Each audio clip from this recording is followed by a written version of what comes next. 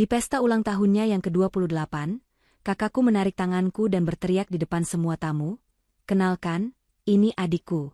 Beban keluarga dan sumber kegagalan kami." Semua orang tertawa. Ayah dan ibu tertawa paling keras. Tapi tawa mereka mati mendadak saat pacar kakakku, seorang direktur perusahaan besar, justru berjalan melewatinya, menunduk, dan berkata, "Sebelum ceritanya dimulai, silahkan tulis di kolom komentar dari daerah mana saja teman-teman yang menonton cerita ini. Jangan lupa like dan subscribe agar channel ini bisa semakin berkembang dan bisa mempersembahkan cerita yang lebih menarik lagi." Suasana di ruang tengah rumah mewah itu terasa begitu sesak oleh aroma parfum mahal dan gelak tawa yang dibuat-buat. Lampu kristal raksasa yang menggantung di langit-langit memantulkan cahaya keemasan ke seluruh penjuru ruangan, menciptakan ilusi kemewahan yang sempurna. Malam itu adalah perayaan ulang tahun ke-28 Zahra, kakak perempuanku, dan seperti biasa, rumah orang tua kami disulap menjadi tempat pesta yang megah. Tamu-tamu undangan yang terdiri dari kolega bisnis, sosialita, dan kerabat jauh memenuhi ruangan, saling memamerkan perhiasan dan keberhasilan semu mereka. Di tengah keramaian itu, aku berdiri menyudut di dekat meja prasmanan, berusaha sebisa mungkin untuk tidak terlihat. Pakaianku sangat kontras dengan gaun-gaun malam gemerlap yang dikenakan para tamu. Aku hanya mengenakan gamis yang sudah pudar warnanya karena sering dicuci, dipadukan dengan hijab senada yang kusut di bagian tepinya. Bukan karena aku tidak ingin tampil rapi, tetapi ibu memang tidak pernah membiarkanku membeli pakaian baru.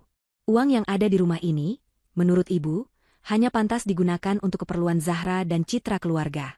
Aku, Ayana, hanyalah penumpang yang harus tahu diri. Aku melihat ibu berjalan tergesa-gesa ke arahku.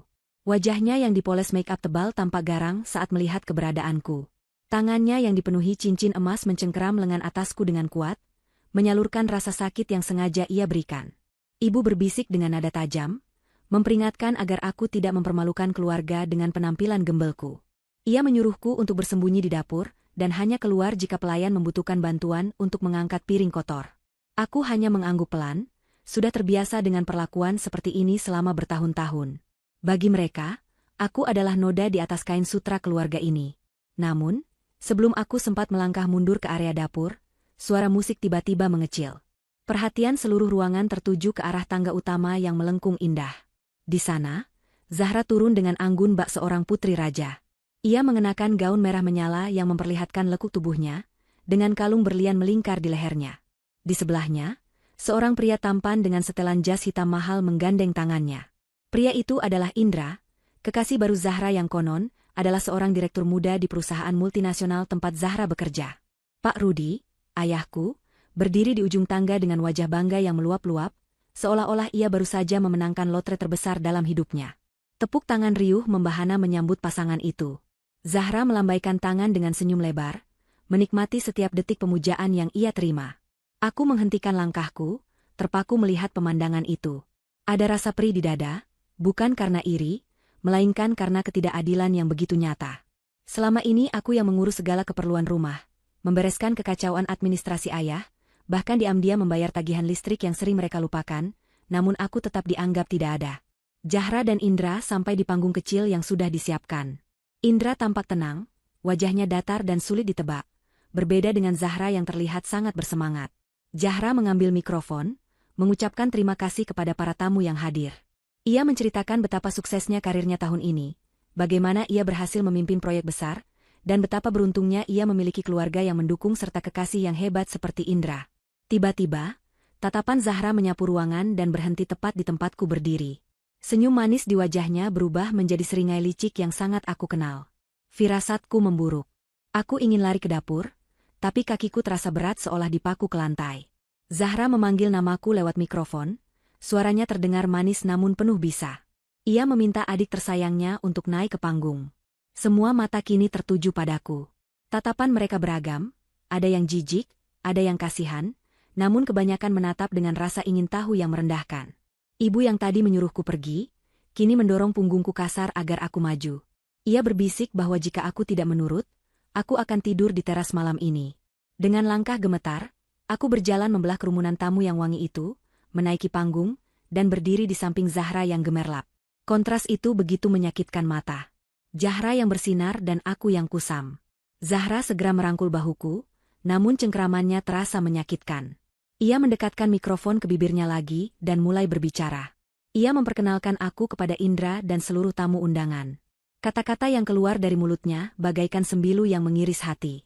Ia berkata bahwa ini adalah Ayana, adiknya yang malang. Ia menyebutku sebagai beban keluarga yang tidak memiliki pekerjaan, tidak memiliki masa depan, dan hanya bisa menumpang hidup di rumah orang tua.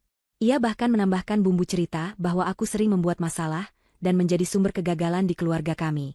Zahra tertawa kecil di akhir kalimatnya, seolah itu adalah lelucon paling lucu sedunia. Pak Rudi dan Ibu yang berdiri di barisan depan ikut tertawa terbahak-bahak. Mereka bertepuk tangan, memberi sinyal kepada tamu lain bahwa menghina Ayana adalah hal yang legal dan menghibur. Seketika, ruangan itu pecah oleh tawa. Para tamu undangan, yang mungkin tidak mengenalku sama sekali, ikut tertawa hanya untuk menyenangkan tuan rumah. Aku menunduk dalam-dalam, menahan air mata yang mendesak ingin keluar. Tanganku mengepal kuat di balik kain gamisku. Rasanya aku ingin menghilang, ingin bumi menelanku saat itu juga. Hinaan ini bukan yang pertama, tapi dilakukan di depan ratusan orang dan di depan pacar barunya membuat luka ini terasa jauh lebih dalam. Aku melirik ke arah Indra, bersiap melihat wajah jijik yang sama seperti tamu lainnya. Namun, apa yang kulihat membuat darahku berdesir. Indra tidak tertawa. Sama sekali tidak ada senyum di wajahnya. Ia berdiri tegak dengan kedua tangan dimasukkan ke dalam saku celana, menatap Zahra dengan tatapan yang sangat dingin, sedingin es kutub. Matanya kemudian beralih menatapku yang menunduk, dan ada kilatan aneh di sana, sebuah tatapan hormat dan rasa bersalah yang mendalam. Tawa di ruangan itu perlahan surut ketika orang-orang menyadari bahwa sang tamu kehormatan, Indra, tidak ikut dalam kegembiraan semu itu. Zahra yang menyadari diamnya Indra, mencoba mencairkan suasana. Ia menyenggol lengan Indra manja, bertanya mengapa Indra diam saja melihat pertunjukan badut keluarga ini. Indra menarik napas panjang, lalu mengambil mikrofon dari tangan Zahra dengan gerakan kasar yang mengejutkan semua orang. Suaranya menggema lewat pengeras suara, berat dan tegas. Ia mengatakan bahwa pertunjukan ini memang sangat menarik, sangat membuka matanya tentang siapa sebenarnya keluarga ini. Zahra tersenyum bangga, mengira Indra memujinya. Tapi senyum itu lenyap seketika saat Indra melanjutkan kalimatnya. Indra menatap tajam ke manik mata Zahra dan berkata dengan artikulasi yang sangat jelas, bahwa mulai hari ini, detik ini juga, Zahra dipecat dari perusahaan. Tidak ada surat peringatan, tidak ada pesangon, langsung pemecatan tidak hormat. Dan bukan hanya itu, Indra juga menegaskan bahwa hubungan asmara mereka selesai saat itu juga. Keheningan yang mencekam langsung menyergap ruangan pesta itu. Musik latar berhenti mendadak. Gelas yang dipegang salah satu tamu terjatuh dan pecah. Suaranya terdengar nyaring saking sunyinya suasana. Zahra mematung, mulutnya terbuka sedikit namun tidak ada suara yang keluar. Ia seperti orang yang tersambar petir di siang bolong. Pak Rudi dan Ibu melongo, wajah mereka pucat pasi seolah darah berhenti mengalir di tubuh mereka. Mereka tidak percaya dengan apa yang baru saja mereka dengar. Seorang Indra, direktur muda yang mereka agung-agungkan, baru saja memecat putri kebanggaan mereka dan memutuskan hubungan di depan umum. Zahra akhirnya tersadar dari syoknya. Ia mencoba meraih tangan Indra, bertanya dengan suara histeris apa maksud perkataannya. Ia berpikir ini pasti lelucon, atau prank ulang tahun untuk memberinya kejutan. Ia tertawa sumbang, air mata mulai menggenang di pelupuk matanya yang menggunakan lensa kontak berwarna. Ia memohon agar Indra berhenti bercanda karena itu tidak lucu. Namun Indra menepis tangan Zahra dengan jijik, seolah tangan itu penuh kuman penyakit. Indra melangkah mundur menjauhi Zahra, menciptakan jarak fisik yang tegas di antara mereka. Pria itu merapikan jasnya sejenak, lalu melakukan sesuatu yang membuat jantung semua orang di ruangan itu berhenti berdetak. Indra berjalan mendekatiku. Ia memutar tubuhnya menghadapku sepenuhnya. Di depan ratusan pasang mata yang masih terbelalak kaget, Indra membungkukkan badannya sedikit, sebuah gestur penghormatan yang sangat sopan dan formal. Suaranya terdengar lembut namun tegas saat ia berbicara kepadaku. Ia mengucapkan permohonan maaf yang tulus atas kelancangannya. Ia memanggilku dengan sebutan yang membuat telingaku berdengung, Bu Komisaris. Ia berkata bahwa ia tidak tahu kalau selama ini aku diperlakukan seperti sampah oleh keluargaku sendiri. Ia mengaku lalai karena tidak menyelidiki latar belakang keluarga Zahra lebih awal. Aku mengangkat wajahku, menatap Indra. Wajahku masih basah oleh sisa air mata yang tadi sempat menetes, tapi kini berganti dengan tatapan penuh arti. Sudah saatnya sandiwara ini berakhir. Aku mengangguk pelan kepada Indra, sebuah tanda bahwa aku menerima permintaan maafnya dan memberinya izin untuk melanjutkan apa yang harus dilakukan. Malam ini, Pesta ulang tahun Zahra akan menjadi malam yang tidak akan pernah mereka lupakan seumur hidup. Keheningan di ruangan itu masih terasa begitu pekat, seolah oksigen tersedot habis. Kata, "Bu Komisaris," yang diucapkan Indra masih menggema, memantul di dinding-dinding mewah rumah itu, dan meresap perlahan ke dalam otak setiap orang yang mendengarnya. Pak Rudi adalah orang pertama yang bereaksi. Ia melangkah maju dengan wajah merah padam, campuran antara rasa malu dan amarah yang meledak-ledak. Ia menuding wajah Indra dengan telunjuknya yang gemetar, berteriak bahwa Indra pasti sudah gila. Bagaimana mungkin Indra memanggil anak pungut yang tidak berguna seperti Ayana dengan sebutan komisaris? Pak Rudi menuduh Indra sedang mabuk atau terpengaruh obat-obatan. Ia bahkan mengancam akan melaporkan Indra ke polisi karena membuat keributan di rumahnya. Ibu segera menyusul langkah suaminya, menarik lengan Indra dan berusaha menyadarkan pria itu. Dengan suara melengking, ibu berkata bahwa Indra pasti salah orang. Ia menjelaskan bahwa Ayana hanyalah pengangguran, gadis bodoh yang bahkan tidak lulus kuliah karena tidak ada biaya, gadis yang kerjanya hanya diam di kamar seharian. Ibu berusaha meyakinkan Indra bahwa Zahralah bintang di rumah ini, Zahralah yang bekerja di perusahaan besar, bukan Ayana.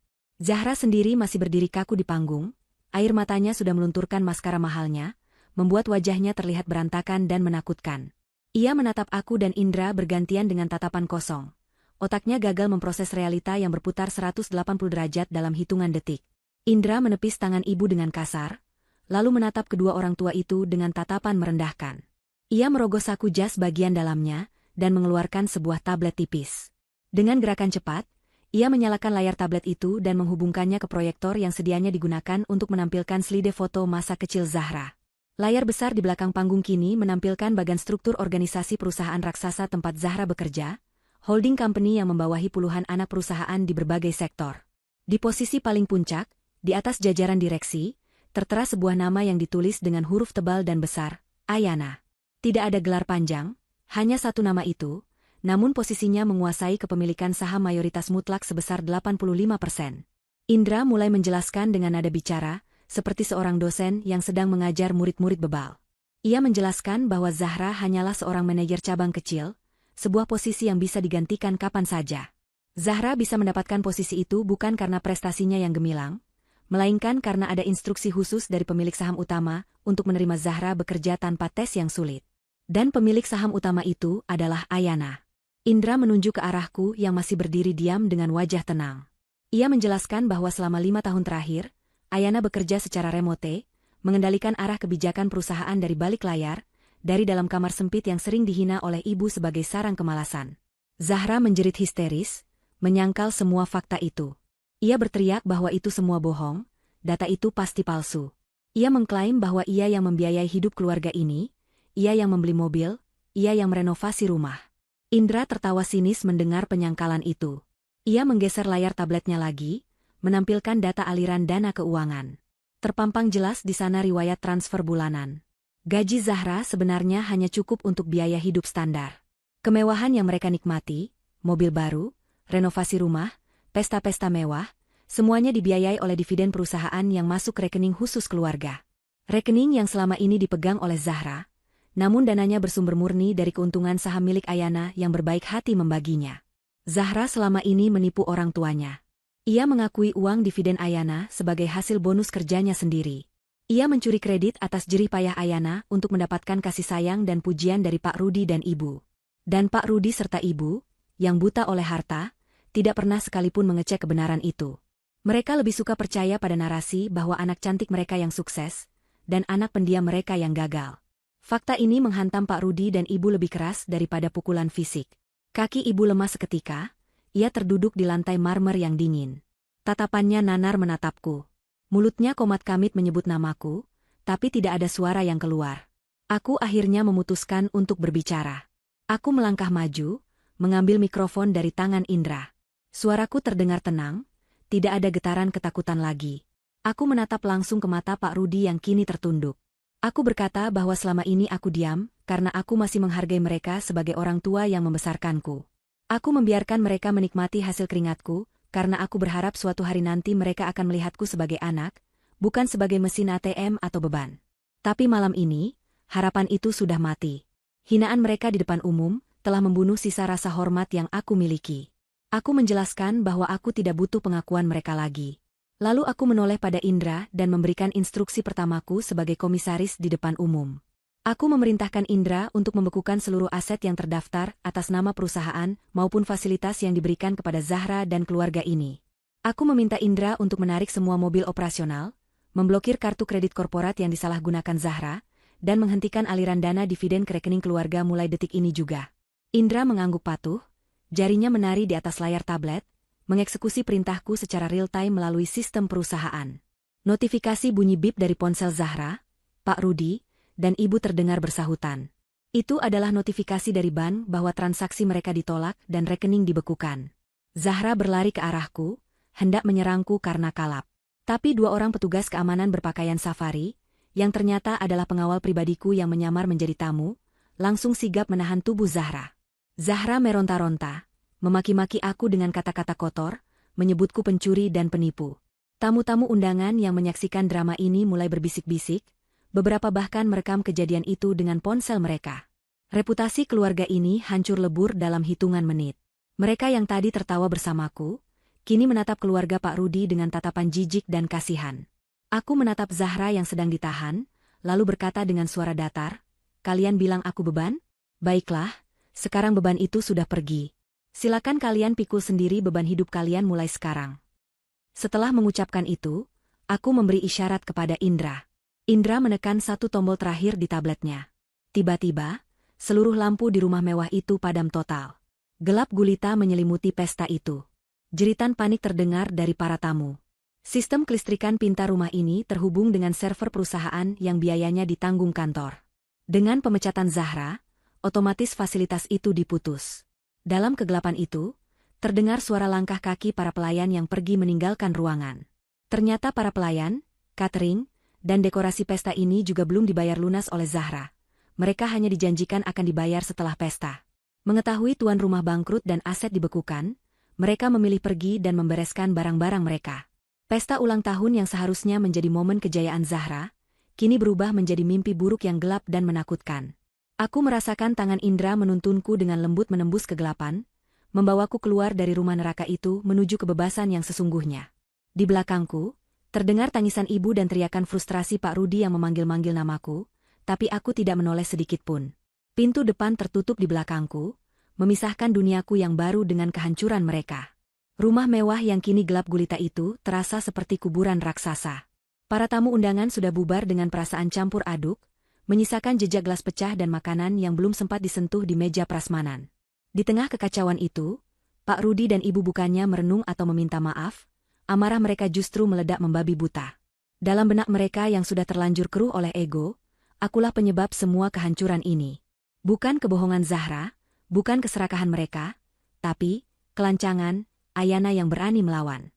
Pak Rudi meraba-raba mencari senter atau lilin sambil terus mengumpat kasar, menyebut nama binatang dan sumpah serapah yang ditujukan padaku. Saat cahaya lilin temaram mulai menerangi ruang tengah, wajah mereka terlihat mengerikan, seperti hantu yang dipenuhi dendam. Ibu berteriak memanggil namaku, suaranya parau dan penuh kebencian. Ia menuduhku telah memanipulasi Indra, menggunakan ilmu hitam atau guna-guna untuk membalikkan fakta. Menurut logikanya yang tumpul, tidak mungkin anak pendiam sepertiku bisa menjadi pemilik perusahaan raksasa. Pasti aku mencuri dokumen Zahra atau memalsukan tanda tangan. Ibu mendesak Zahra untuk melaporkanku ke polisi malam itu juga. Namun Zahra hanya duduk bersimpu di lantai. Tatapannya kosong menatap layar ponselnya yang mati total karena kehabisan baterai dan sinyal yang entah kenapa mendadak hilang di area rumah itu. Pak Rudi kemudian membuat keputusan yang didorong oleh emosi sesaat. Ia berteriak lantang ke arah pintu depan, tempat aku baru saja menghilang. Ia mengusirku. Ia berteriak bahwa aku tidak lagi dianggap anak, bahwa aku haram menginjakan kaki di rumah ini lagi. Ia yakin seyakin-yakinnya bahwa tanpa atap rumahnya, aku akan mati kelaparan di jalanan dalam hitungan hari. Ia bahkan melempar sebuah koper tua milikku, yang entah kapan ia ambil dari kamarku, keluar pintu hingga isinya berhamburan di halaman. Baju-baju lusuhku berserakan di tanah yang basah oleh embun malam. Itu adalah tindakan simbolis pembuangan yang sangat menyakitkan. Aku berdiri di balik gerbang besi yang tinggi, menyaksikan adegan itu dengan hati yang anehnya terasa ringan. Tidak ada air mata lagi, rasa sakit itu sudah berubah menjadi kebas. Aku memungut baju-bajuku dengan tenang, memasukkannya kembali ke dalam koper tanpa terburu-buru. Aku tidak menoleh lagi ke arah rumah yang pernah menjadi tempatku berteduh namun, tak pernah menjadi tempatku pulang. Aku menyeret koperku menjauh, suara roda koper yang beradu dengan aspal sunyi menjadi satu-satunya musik pengiring kepergianku. Namun, aku tidak berjalan sendirian di kegelapan malam. Baru beberapa langkah aku meninggalkan gerbang, sebuah mobil sedan hitam mengkilap perlahan menepi di sampingku. Kaca jendela belakang turun, memperlihatkan wajah seorang pria parubaya yang sangat aku kenal. Itu adalah Pak Haryo, pengacara kepercayaan almarhum kakekku, orang yang selama ini diam-diam menjaga aset warisan yang sebenarnya menjadi hakku. Pak Haryo tersenyum ramah. Senyum kebapakan yang selama ini tidak pernah aku dapatkan dari Pak Rudi. Ia mempersilakanku masuk. Supir berseragam turun dengan sigap, mengambil koper lusuhku dan memasukkannya ke bagasi mobil mewah itu dengan hati-hati seolah itu berisi emas batangan. Di dalam mobil yang sejuk dan beraroma kulit mewah, Pak Haryo menyerahkan sebuah map tebal berwarna merah marun. Aku membukanya perlahan. Isinya adalah dokumen-dokumen legal yang selama ini disembunyikan rapat-rapat oleh Pak Rudi di brankas rahasianya. Dokumen itu adalah wasiat kakek. Di sana tertulis jelas bahwa rumah mewah yang baru saja kutinggalkan, tanah perkebunan di luar kota, dan deposito dalam jumlah besar, semuanya diwariskan atas namaku, Ayana.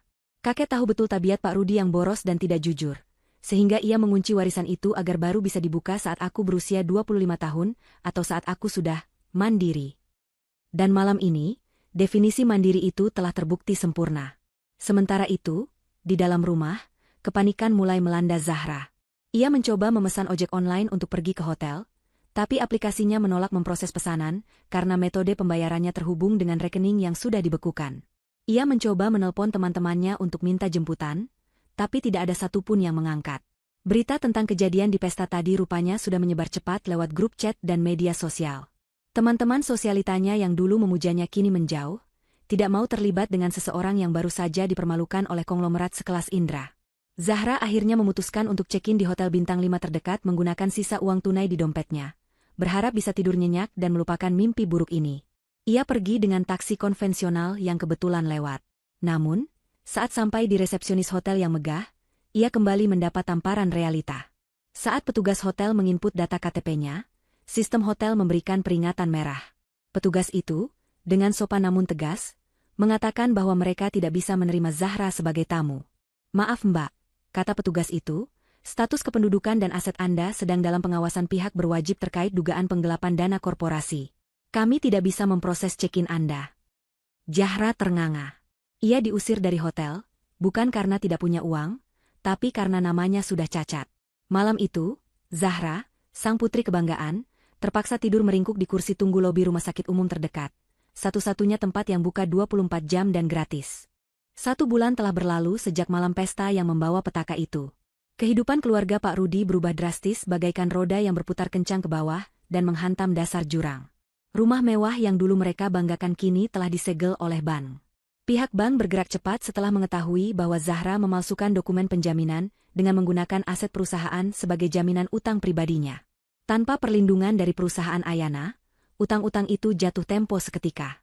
Mereka diusir paksa oleh jurusita, hanya sempat membawa beberapa pakaian dan barang-barang pribadi yang tidak berharga. Kini, mereka bertiga tinggal di sebuah rumah kontrakan petak di pinggiran kota yang kumuh. Dindingnya lembab dan berjamur, atapnya bocor jika hujan turun, dan suasananya bising oleh suara kendaraan serta pertengkaran tetangga. Tidak ada lagi AC dingin, kasur empuk, atau pelayan yang siap melayani. Pak Rudi yang dulu selalu tampil necis dengan kemeja licin, kini hanya memakai kaos oblong yang bolong di bagian ketiak. Wajahnya kusam, matanya cekung kurang tidur. Ia sering melamun di teras sempit, menatap kosong ke arah jalanan yang becek. Motor butut yang ia beli dari sisa uang recehan, menjadi satu-satunya kendaraan mereka, setelah mobil mewah ditarik dealer. Ibu masih sulit menerima kenyataan. Setiap pagi ia masih bangun dan berdandan menor, seolah-olah ia akan pergi arisan. Namun, kenyataannya ia harus pergi ke pasar tradisional yang becek untuk menawar sayuran layu, demi menghemat uang belanja yang semakin menipis. Ia sering bertengkar dengan pedagang pasar karena merasa harga yang diberikan terlalu mahal, padahal sebenarnya uangnya lah yang tidak cukup. Di kontrakan, ibu sering marah-marah tanpa sebab, menyalahkan Zahra yang dianggapnya tidak becus mengurus masalah ini. "Kalau kamu pintar sedikit, kita tidak akan begini," teriak ibu setiap kali melihat Zahra yang hanya tiduran di kasur tipis. Zahra sendiri sudah menyerah mencari kerja di bidangnya. Setiap lamaran yang ia kirimkan selalu berakhir dengan penolakan atau tanpa kabar. Namanya sudah masuk daftar hitam HRD di seluruh industri terkait.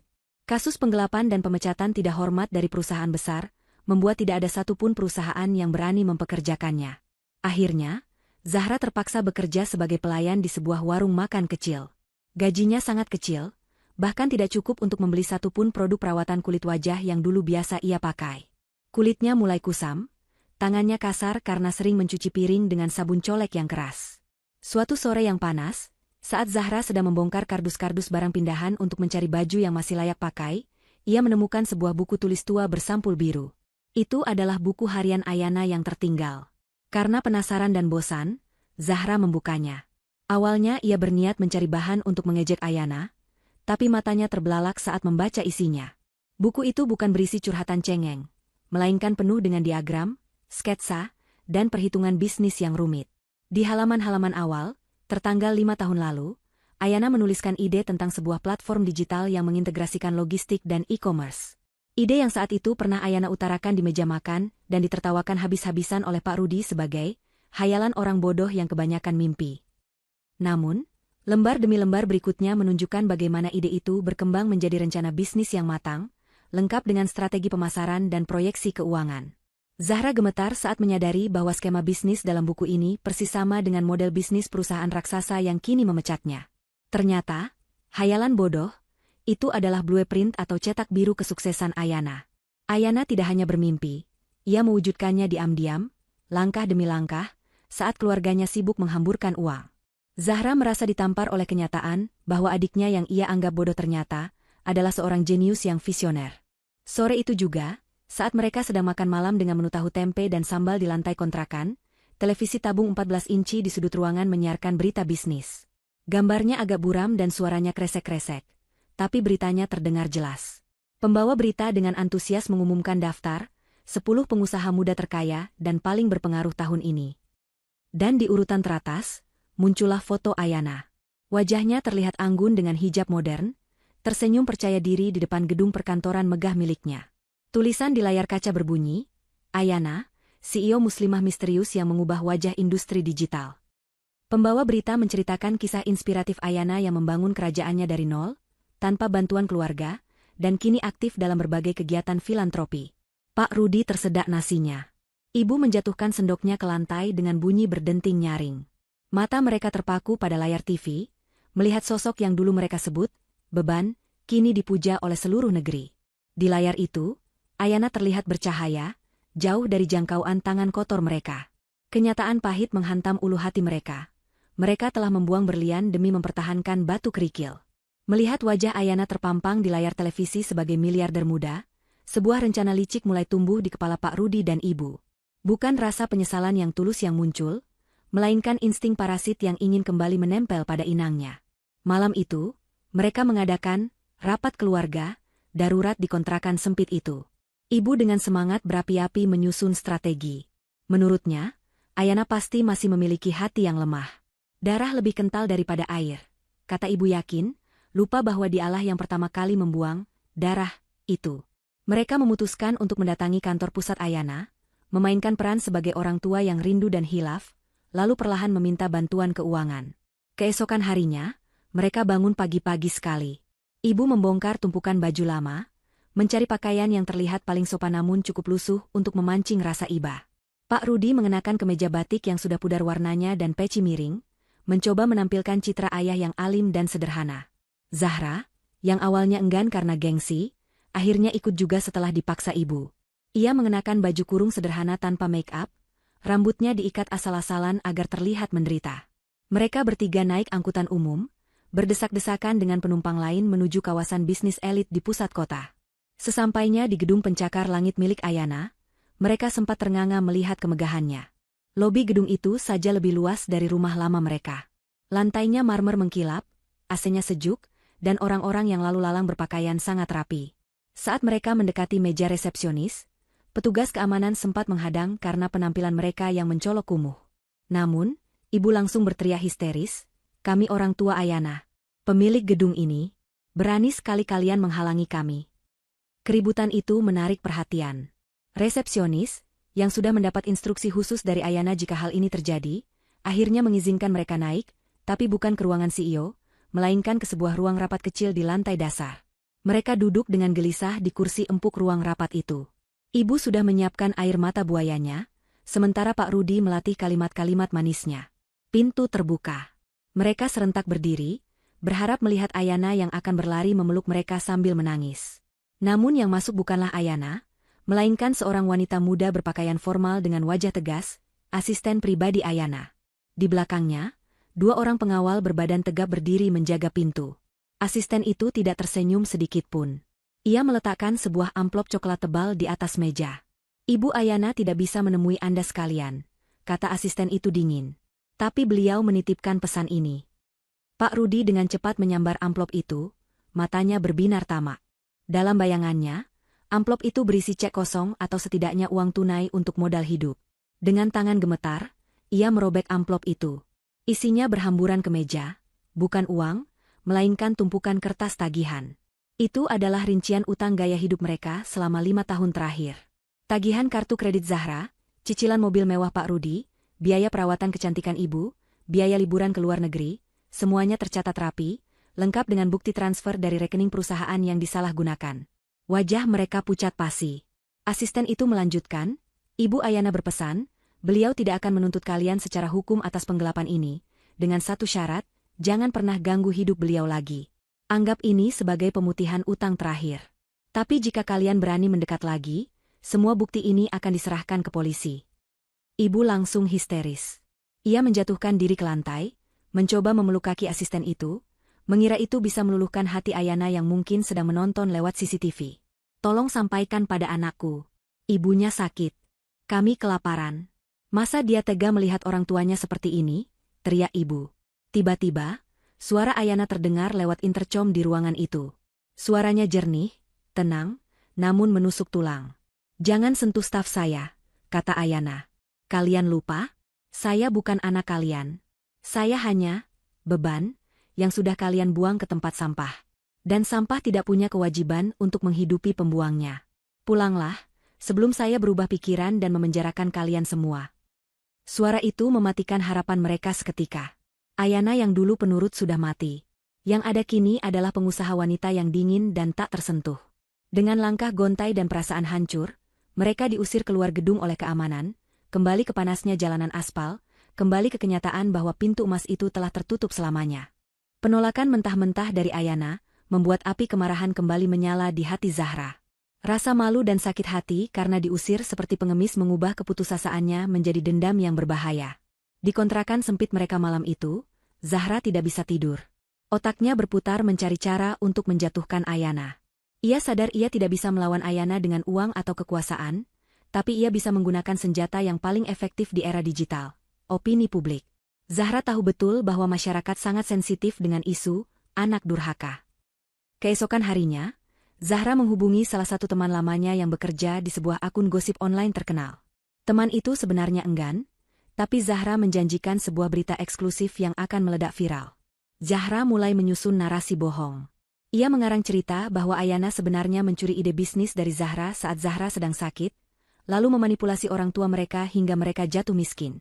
Ia juga menambahkan bumbu bahwa Ayana menelantarkan orang tua kandungnya yang kini sakit keras dan kelaparan, sementara Ayana hidup bergelimang harta.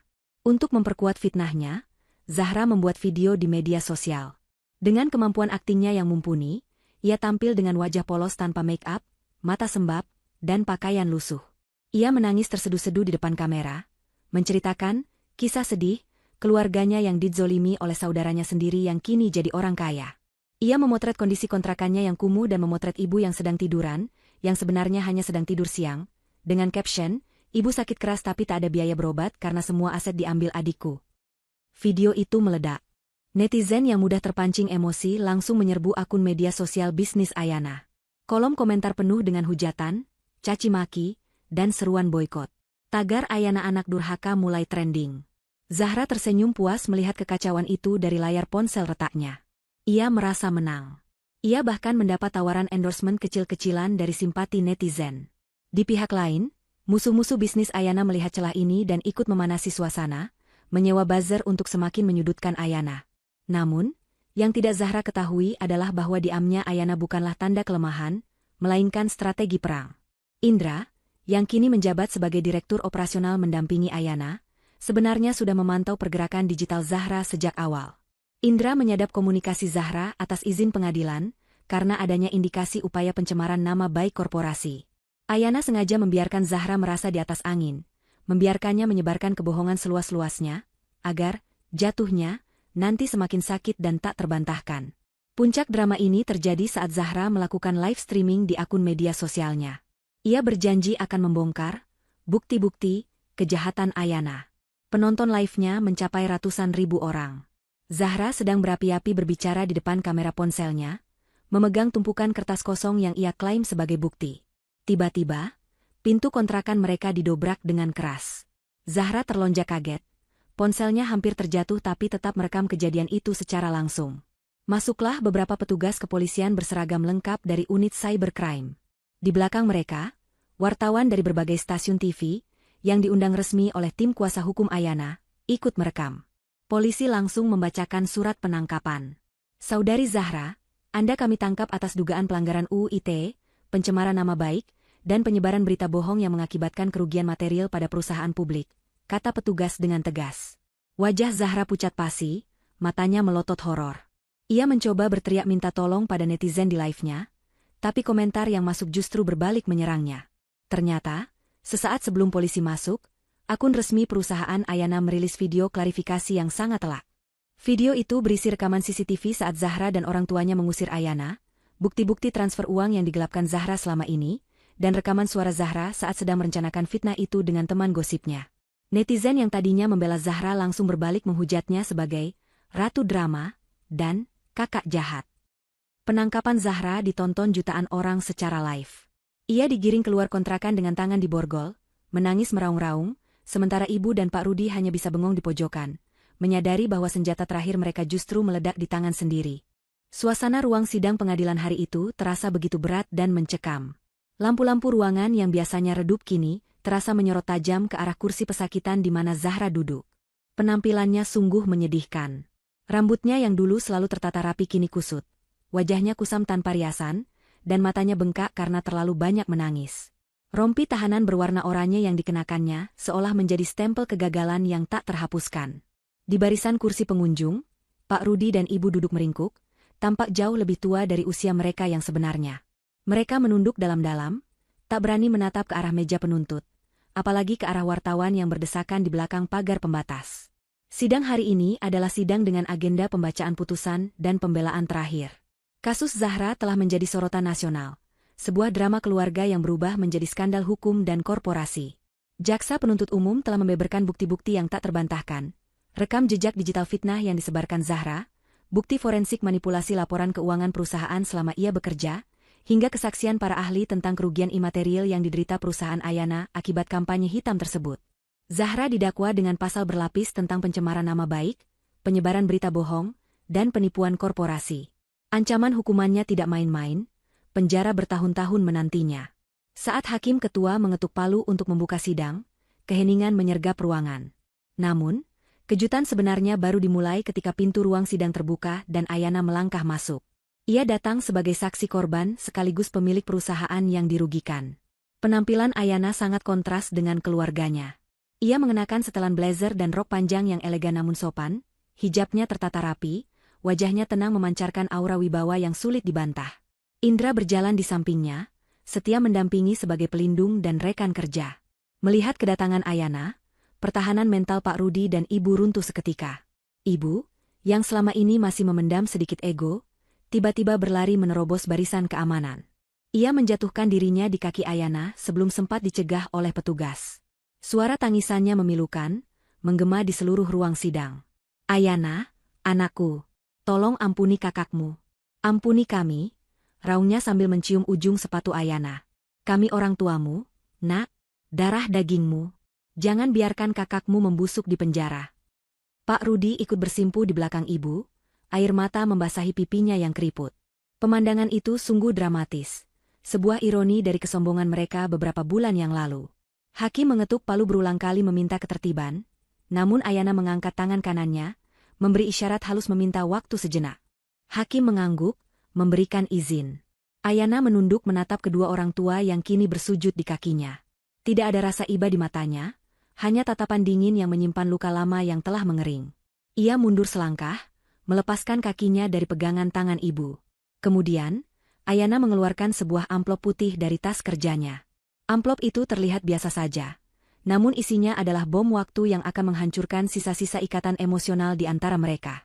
Ayana meminta izin kepada hakim untuk membacakan satu bukti tambahan yang relevan dengan motif tindakan para terdakwa. Dengan suara yang stabil dan jernih, Ayana mulai membaca. Itu adalah hasil tes DNA yang ia lakukan diam-diam setahun yang lalu, jauh sebelum konflik ini meledak. Hasil tes itu menyatakan dengan tingkat akurasi 99,9% bahwa Ayana tidak memiliki hubungan biologis sebagai anak kandung dengan Pak Rudi maupun ibu. Sontak, ruang sidang gempar. Wartawan berebut mengambil foto, pengunjung berbisik-bisik kaget. Wajah Pak Rudi dan ibu berubah dari sedih menjadi pucat pasi ketakutan. Rahasia terbesar yang mereka simpan rapat-rapat selama puluhan tahun akhirnya terbongkar di tempat yang paling tidak mereka harapkan. Ayana melanjutkan penjelasannya. Ia mengungkapkan fakta sejarah kelam keluarganya. Ayana sebenarnya adalah keponakan jauh Pak Rudi. Orang tua kandung Ayana adalah pengusaha sukses yang meninggal dalam kecelakaan tragis saat Ayana masih bayi. Pak Rudi, yang saat itu adalah kerabat miskin, mengambil hak asuh Ayana bukan karena kasih sayang, melainkan untuk menguasai harta warisan orang tua kandung Ayana. Uang warisan itulah yang digunakan Pak Rudi untuk memulai hidup mewah, membeli rumah besar, dan membesarkan Zahra bak putri raja. Sementara Ayana, sang pewaris asli, diperlakukan seperti pembantu di rumahnya sendiri, diberi makan sisa, dan selalu dihina sebagai beban. Kalian menyebutku beban? Suara Ayana bergetar menahan emosi yang memuncak. Kalianlah parasit yang sesungguhnya. Kalian mencuri masa depanku, mencuri kasih sayang orang tuaku yang sudah tiada, dan menggunakan uang darah mereka untuk memanjakan anak kandung kalian sendiri. Ayana menunjuk ke arah Zahra yang kini menangis gemetar di kursi terdakwa. Dia, tunjuk Ayana pada Zahra, hidup mewah dari uang orang tuaku, sementara aku harus bekerja keras sejak kecil hanya untuk mendapatkan pengakuan kalian. Dan ketika aku sukses dengan tanganku sendiri, kalian masih mencoba menghancurkanku. Pak Rudi mencoba menyangkal, tergagap-gagap mengatakan itu bohong. Tapi bukti dokumen adopsi ilegal dan transfer aset masa lalu yang dibawa pengacara Ayana sudah cukup membungkam mulutnya. Hakim menggelengkan kepala, tak percaya dengan kejahatan moral yang terungkap. Simpati publik yang mungkin tersisa sedikit untuk orang tua yang dizolimi, kini lenyap tak berbekas, berganti dengan kemurkaan. Ayana menutup pernyataannya dengan kalimat yang menusuk langsung ke jantung mereka. Hutang nyawa dibayar nyawa, tapi di dunia ini, hutang harta dan harga diri dibayar dengan keadilan. Saya tidak menuntut balas dendam, saya hanya menuntut hak saya kembali. Nikmatilah masa tua kalian dengan penyesalan, karena pintu maaf saya sudah tertutup rapat, serapat pintu sel penjara yang akan mengurung anak kebanggaan kalian. Ayana berbalik badan, kembali duduk di kursinya tanpa menoleh lagi. Palu hakim diketuk keras, menandakan sidang ditunda untuk musyawarah putusan. Namun bagi keluarga Pak Rudi, vonis kehidupan sudah dijatuhkan saat itu juga, kehancuran total yang tak terelakkan. Vonis hakim jatuh bagaikan palu godam yang menghancurkan sisa-sisa harapan Zahra. Ia dinyatakan bersalah atas semua dakwaan dan dijatuhi hukuman penjara 5 tahun, ditambah denda besar yang mustahil ia bayar. Karena tidak mampu membayar denda, masa hukumannya ditambah. Zahra histeris saat digiring petugas kejaksaan menuju mobil tahanan. Ia berteriak memanggil ibu, memanggil ayah, bahkan memanggil Indra, berharap ada keajaiban yang menyelamatkannya. Namun tidak ada yang datang. Ibu pingsan di ruang sidang, dan Pak Rudi hanya bisa menatap kosong. Jiwanya seolah sudah mati. Kehidupan di penjara menjadi neraka nyata bagi Zahra. Ia yang terbiasa tidur di kasur empuk dengan AC dingin, kini harus tidur berhimpitan di lantai semen yang keras dan dingin dalam sel yang penuh sesak. Bau pesing dan lembab menjadi aroma sehari-harinya. Makanan yang diberikan adalah nasi cadong yang keras dengan lauk seadanya, jauh dari menu restoran mewah yang biasa ia pamerkan di media sosial. Namun, penderitaan fisik itu belum seberapa dibandingkan dengan teror mental yang ia hadapi. Di dalam sel itu, hukum rimba berlaku. Dan sialnya bagi Zahra, salah satu penghuni sel itu adalah mantan asisten rumah tangga mereka dulu, Mbak Surti. Dulu, Zahra sering memperlakukan Mbak Surti dengan kejam, membentaknya, menuduhnya mencuri, bahkan pernah menyiramnya dengan air panas hanya karena kopi yang dibuatkan kurang manis. Mbak Surti dipenjara karena kasus pencurian kecil demi membiayai anaknya yang sakit, Sebuah situasi yang ironisnya disebabkan oleh gaji kecil yang sering ditahan oleh keluarga Zahra. Saat Zahra masuk ke sel itu dengan wajah ketakutan, Mbak Surti adalah orang pertama yang menyambutnya. "Selamat datang, Non Zahra," sapa Mbak Surti dengan senyum penuh arti yang membuat bulu kuduk Zahra meremang. Teman-teman sel lainnya, yang sudah mendengar cerita kekejaman Zahra dari Mbak Surti, ikut menatapnya dengan tatapan lapar. Malam itu menjadi malam terpanjang dalam hidup Zahra. Tidak ada kekerasan fisik yang brutal, tapi intimidasi mental yang mereka lakukan membuat Zahra tidak bisa memejamkan mata sedetik pun. Ia disuruh memijat kaki para senior, membersihkan WC jongkok dengan sikat gigi, dan mendengarkan cemoohan tentang betapa jatuhnya harga dirinya kini. Sang putri raja telah menjadi budak di istana jeruji besi. Sementara itu, di luar penjara, nasib Pak Rudi dan Ibu tak kalah menyedihkan. Setelah fakta tentang penggelapan warisan terungkap di pengadilan, sisa aset mereka yang sangat sedikit, termasuk motor butut dan uang simpanan terakhir, disita untuk membayar sebagian ganti rugi kepada Ayana, meskipun nilainya sangat jauh dari cukup. Mereka diusir dari kontrakan karena tidak bisa membayar sewa. Tanpa uang, tanpa rumah, dan dengan nama baik yang sudah hancur lebur di masyarakat, mereka benar-benar menjadi gelandangan. Mereka tidur di emperan toko yang tutup, beralaskan kardus bekas. Makan mengandalkan belas kasihan orang atau sisa makanan dari warung. Keadaan semakin buruk karena wajah mereka sudah viral. Seringkali saat mereka sedang mengais sampah atau duduk beristirahat di taman kota, ada orang yang mengenali mereka. Itu kan orang tua jahat yang viral itu? Yang makan uang anak yatim? Bisik orang-orang sambil menunjuk-nunjuk. Beberapa bahkan merekam mereka untuk konten media sosial dengan nada mengejek. Tidak ada yang mau memberi mereka pekerjaan, bahkan untuk menjadi tukang cuci piring sekalipun. Stigma, penipu, dan orang tua durhaka melekat erat di dahi mereka. Kontras dengan penderitaan itu, kehidupan Ayana justru semakin bersinar. Ia tidak hanya sukses dalam bisnis, tapi juga menemukan kebahagiaan pribadi yang sejati. Indra, yang selama ini mendampinginya dengan setia bukan hanya sebagai rekan kerja tapi juga pelindung, akhirnya memberanikan diri untuk melamar Ayana. Bukan dengan pesta mewah yang menghamburkan uang seperti gaya Zahra dulu, tapi dengan cara yang sederhana dan sangat menyentuh. Indra melamar Ayana di panti asuhan yang didirikan Ayana, di tengah tawa bahagia anak-anak asuh yang mereka berdua sayangi. Pernikahan mereka digelar sederhana namun penuh hikmat. Tidak ada tamu undangan yang pamer harta. Yang hadir adalah teman-teman dekat, karyawan setia, dan anak-anak panti. Ayana mengenakan gaun pengantin putih yang anggun namun tidak berlebihan, wajahnya memancarkan cahaya kebahagiaan yang tulus. Berita pernikahan mereka diliput media sebagai pernikahan inspiratif tahun ini. Foto-foto pernikahan mereka tersebar luas, menampilkan pasangan yang serasi dan saling menghormati. Di dalam penjara, seseorang menyelundupkan koran bekas bungkus nasi ke dalam sel Zahra. Di halaman koran yang berminyak itu, terpampang foto besar Ayana dan Indra yang sedang tersenyum bahagia memegang buku nikah. Zahra menatap foto itu dengan tangan gemetar. Air matanya menetes jatuh ke atas kertas koran, melunturkan senyum Ayana di foto itu. Ia meremas koran itu kuat-kuat, lalu menangis meraung-raung memeluk lututnya di pojok sel. Rasa iri, penyesalan, dan kesadaran bahwa ia telah kehilangan segalanya, termasuk pria yang dulu ia sia-siakan dan adik yang dulu ia hina, menghantam dadanya hingga sesak. Sementara di luar sana, di bawah jembatan layang, Pak Rudi dan Ibu memandang layar Megatron di seberang jalan yang menayangkan berita sekilas tentang pernikahan putri yang dulu mereka buang. Mereka hanya bisa saling pandang dengan mata berkaca-kaca, perut keroncongan menahan lapar, menyadari bahwa kehangatan keluarga itu tidak akan pernah bisa mereka rasakan lagi.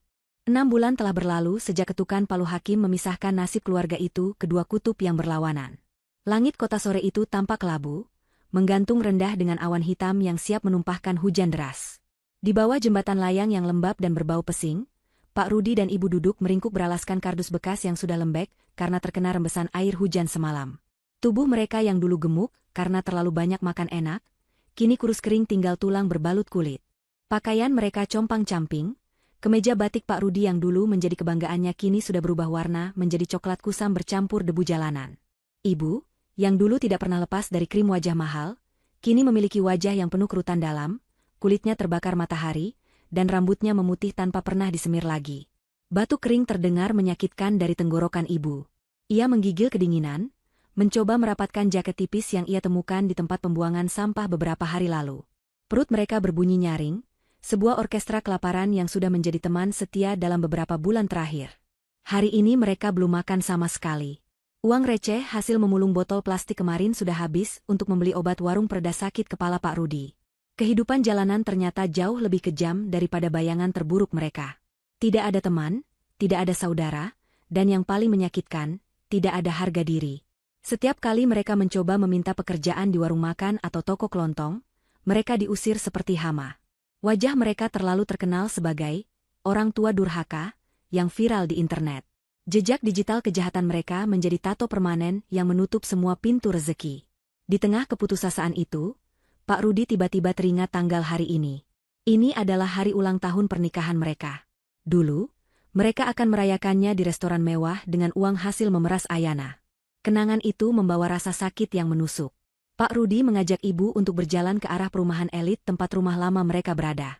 Bukan untuk merebutnya kembali, mereka tahu itu mustahil, tapi hanya sekadar ingin melihat sebuah ziarah ke masa lalu yang gemilang.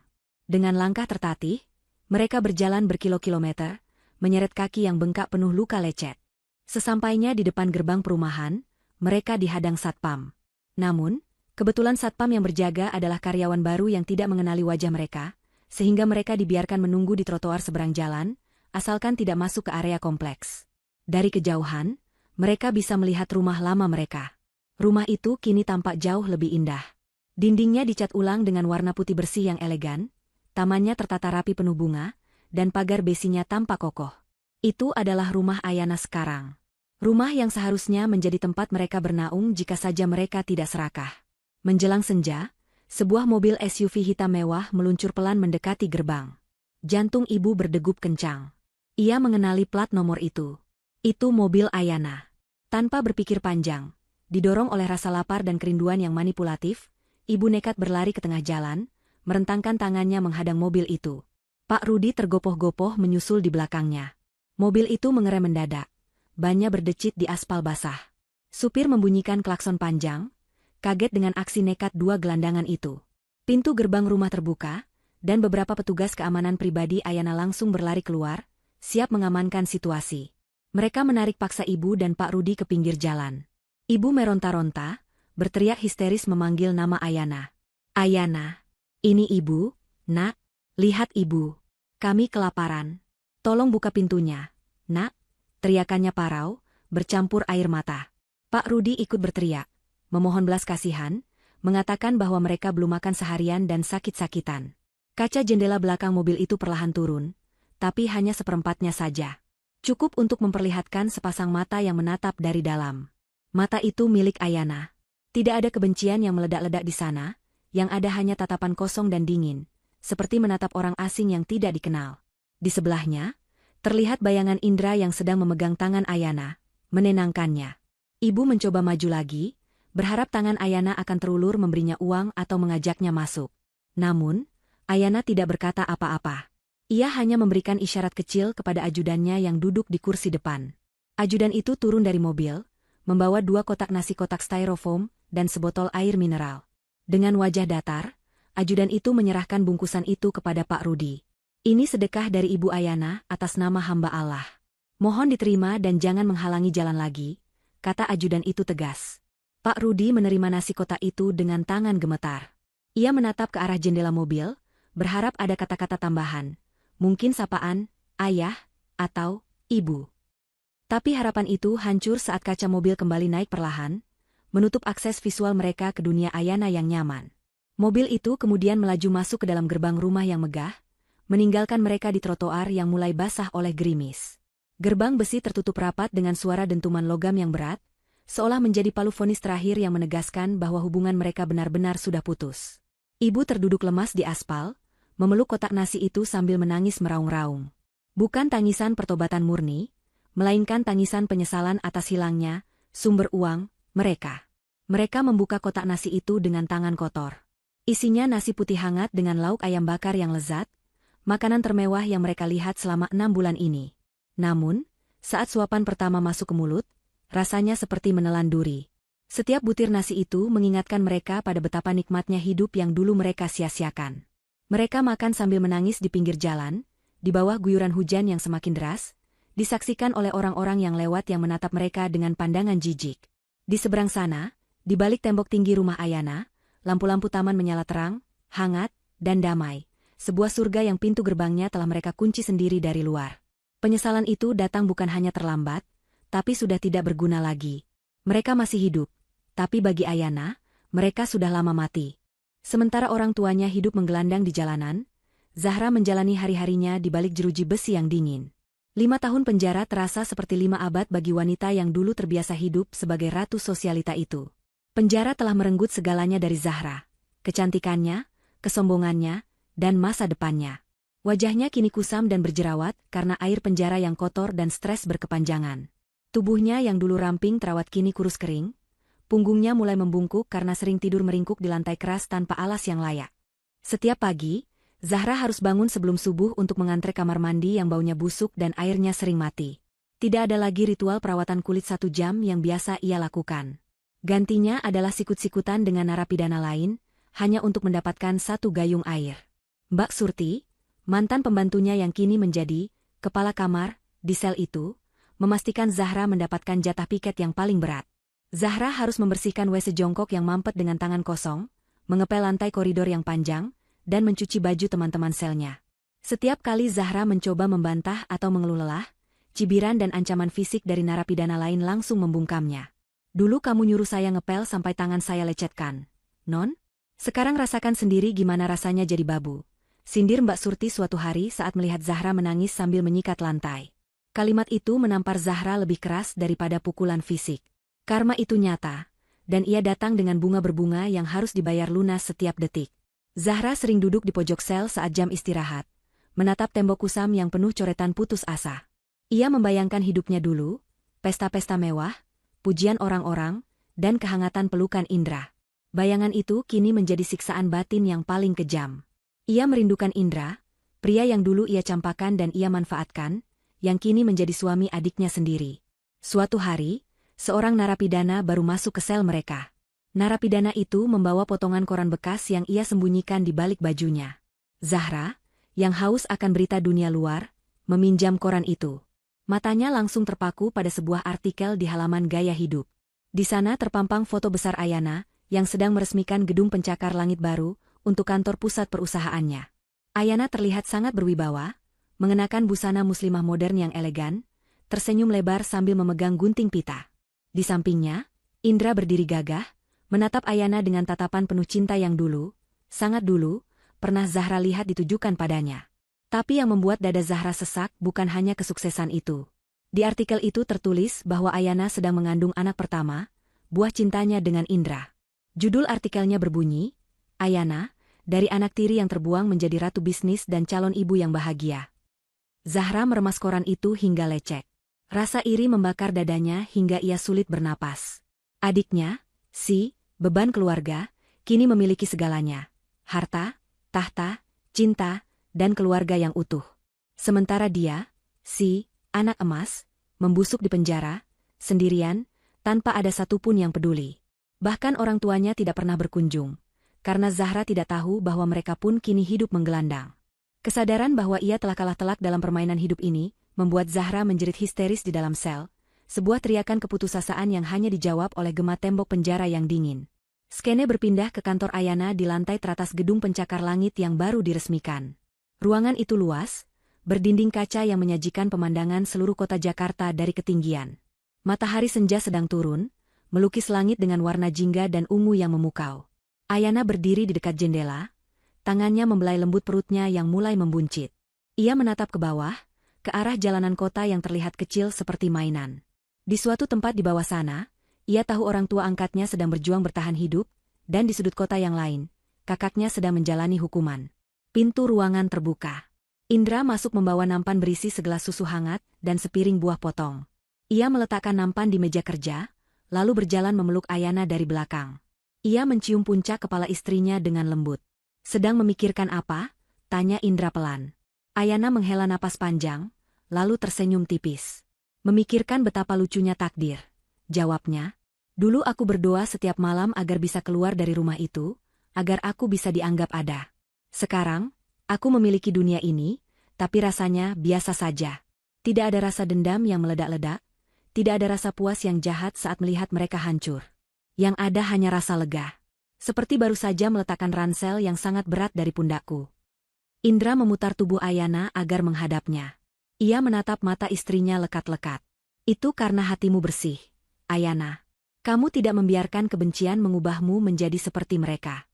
Mereka hancur bukan karena kamu yang menghancurkan, tapi karena keserakahan mereka sendiri yang memakan diri mereka dari dalam. Kamu hanya memegang cermin, dan mereka takut melihat bayangan mereka sendiri. Ayana mengangguk. Ia teringat kembali momen saat ia memberikan nasi kotak kepada orang tuanya lewat jendela mobil 6 bulan lalu. Saat itu, ia benar-benar memutuskan tali emosional terakhirnya. Ia menyadari bahwa memaafkan bukan berarti harus menerima kembali orang yang toksik ke dalam hidupnya. Memaafkan berarti melepaskan rasa sakitnya dan membiarkan hukum alam bekerja. Ia sudah melakukan kewajibannya sebagai sesama manusia dengan memberi makan, tapi kewajibannya sebagai anak sudah gugur saat mereka membuang hak itu bertahun-tahun lalu. Mereka bilang aku beban.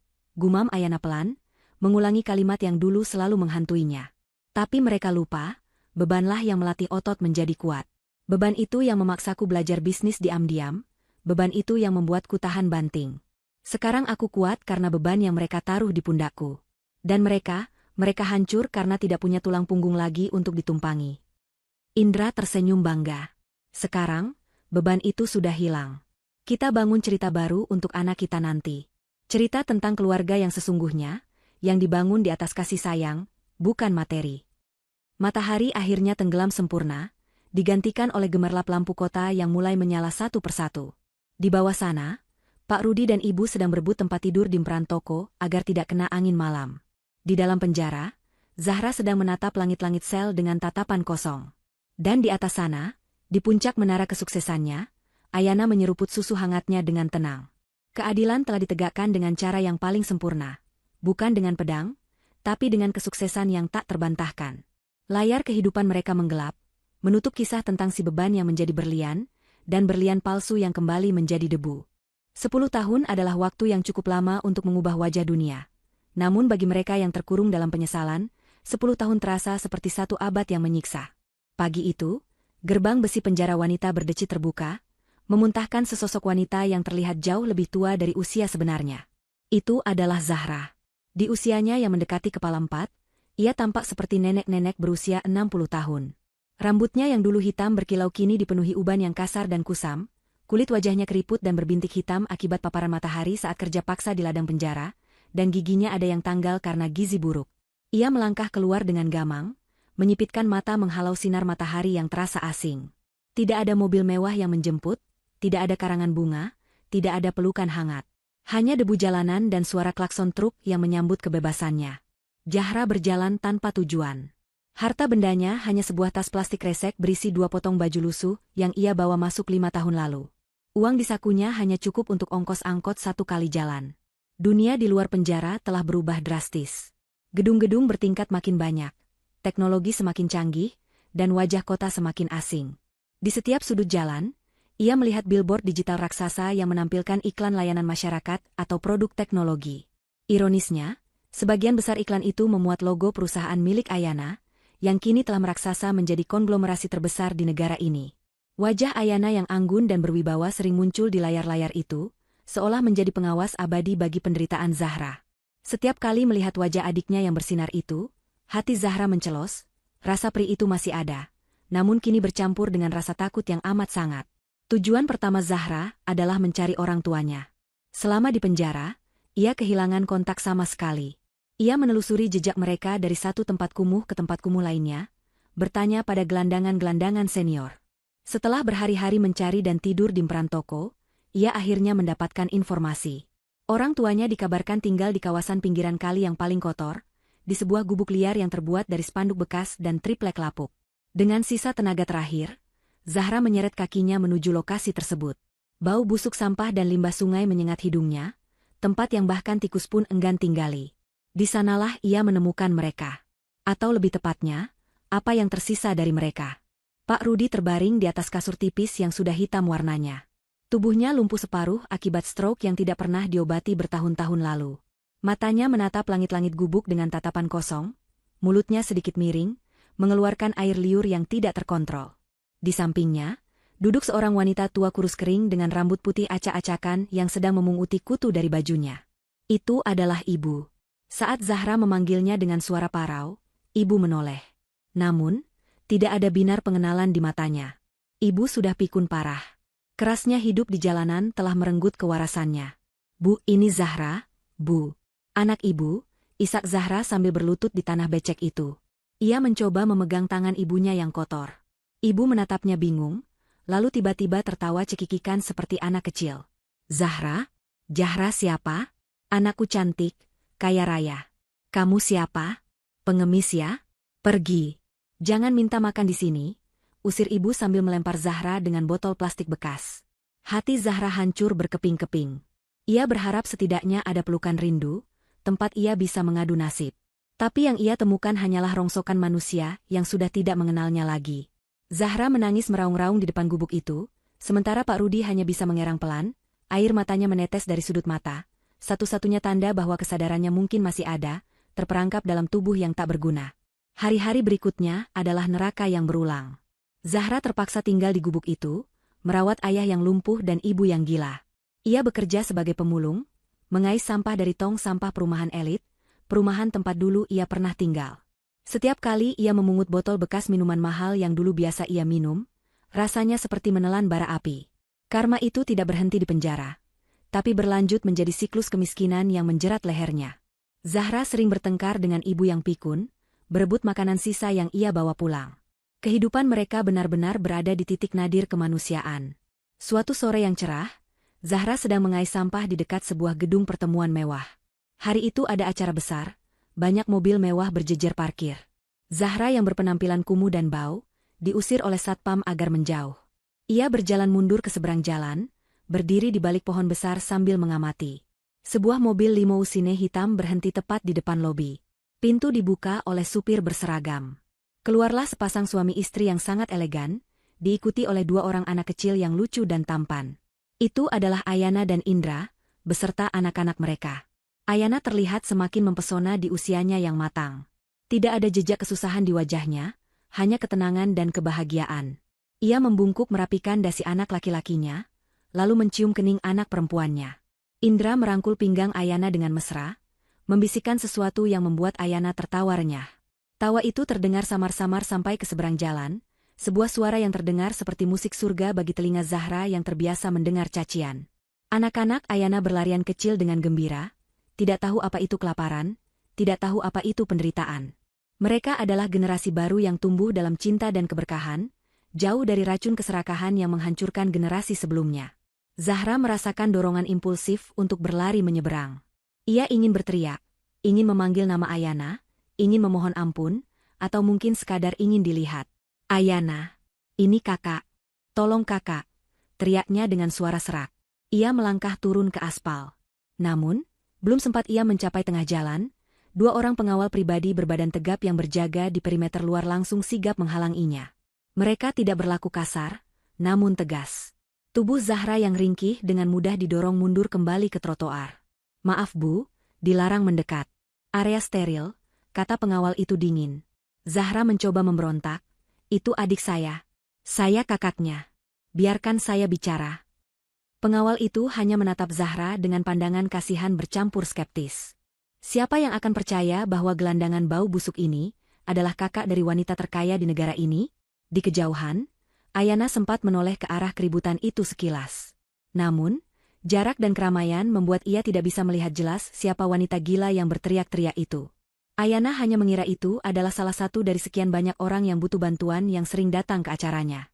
Ayana kembali memalingkan wajahnya ke arah keluarganya, melanjutkan langkahnya masuk ke dalam gedung yang megah. Pintu kaca otomatis tertutup perlahan, memisahkan dunia mereka untuk selamanya. Zahra merosot duduk di trotoar, menyadari kenyataan paling pahit, ia sudah tidak relevan lagi.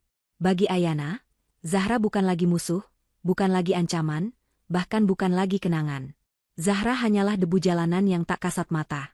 Hukuman terberat bukanlah kebencian, melainkan dilupakan sama sekali. Malam itu, Zahra pulang ke gubuk reotnya dengan tangan hampa. Ibu sedang kumat, berteriak-teriak memarahi bayangan di dinding. Pak Rudi merintih kesakitan karena luka baring di punggungnya semakin parah. Zahra duduk di pojok gubuk, memandang langit malam yang kelam dari celah atap bocor.